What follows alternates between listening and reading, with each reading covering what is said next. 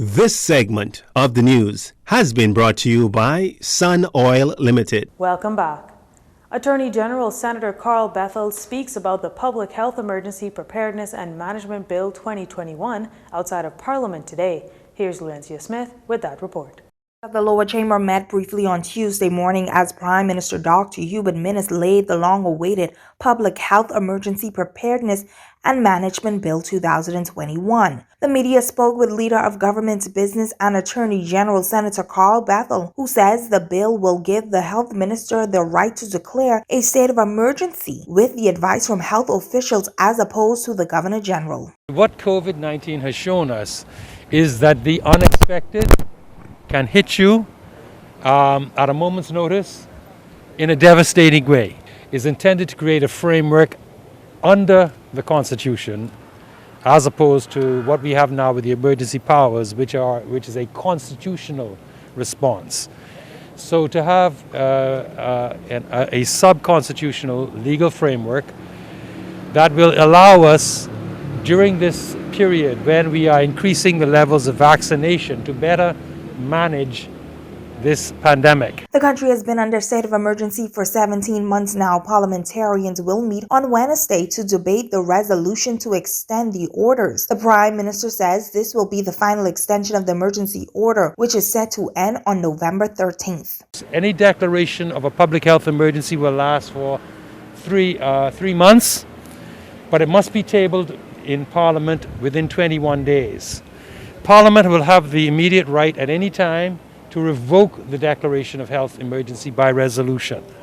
So we have a sub-constitutional legal framework that we hope will work. The draft of the bill is made up of 5 parts, which includes the declaration of the public health emergency, preparedness for response to public health emergency, management of public health emergencies, and miscellaneous. So it will be a different legal order if it is passed. Now, this period of consultation is for the public to look at it, for the legal profession to look at it, for civil society organizations to look at it, and for parliamentarians to look at it. And over the next several weeks, and certainly we hope before the 13th of November, Parliament would have made up its mind one way or the other, what tweaks need to be made to the bill, etc. This is the first of its kind here in the Bahamas. I'm Laurencia Smith for Jcn News. Another 121 new COVID-19 infections confirmed in the Bahamas for Monday, August 9th. Total confirmed COVID cases in the country now at 15,915. These new infections pushed the total active cases to 2,546. The Ministry of Health in its latest update indicating that 97 of the new cases are in New Providence, 11 on Grand Bahama, 6 on Exuma, 3 on Andros, 2 on Eleuthera, and 1 case apiece on Abaco and the Berry Islands. A further breakdown of the cases indicate that 69 of the newly infected are females and 52 are males. 18 cases on New Providence have a history of travel within 14 days. Of the active cases, 134 are in hospital, 56 in the Princess Margaret Hospital, 29 at Doctors Hospital, 26 at Grand Bahama Health Services, 8 at the Sandilands Rehabilitation Center, and 5 at the South Beach Acute Care. 119 are considered moderately ill, while 15 are battling the virus in the intensive care unit. Health officials also confirming another unfortunate COVID-19 death, a 64-year-old male of New Providence who died on Monday. This death pushes the country's COVID death toll to 308. 38 deaths are under investigation. Now, 434 tests were completed on Monday, 293 negative results, 20 were repeat tests. Health officials also noting that 73 persons recovered on the same day.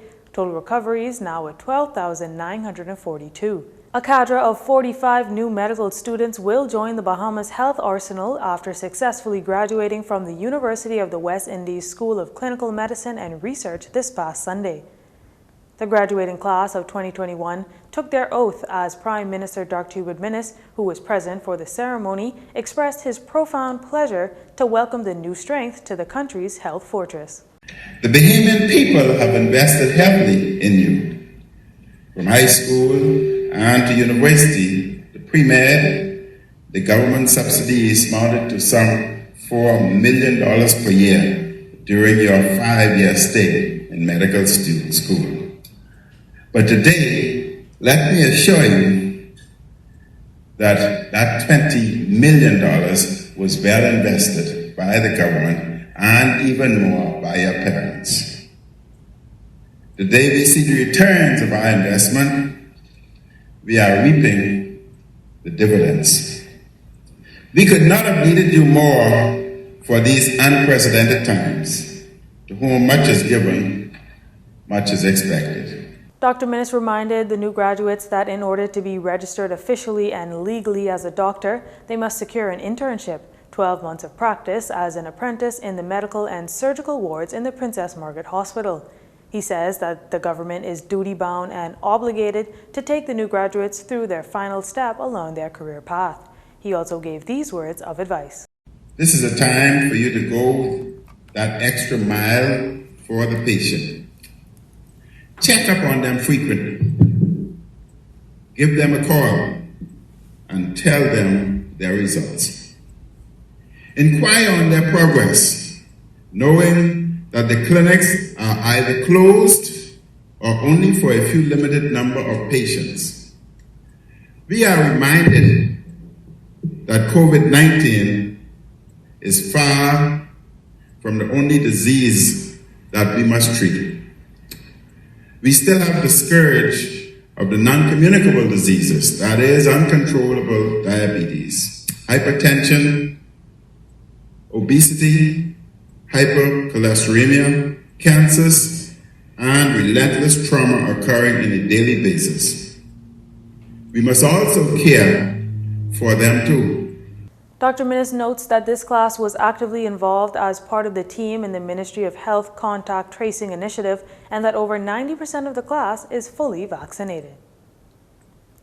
Well, that does it for news this evening. Once again, I'm Tyler Simonet, and from all of us here at JCN News, have a wonderful evening, everyone. This segment of the news is brought to you by Sun Oil Limited.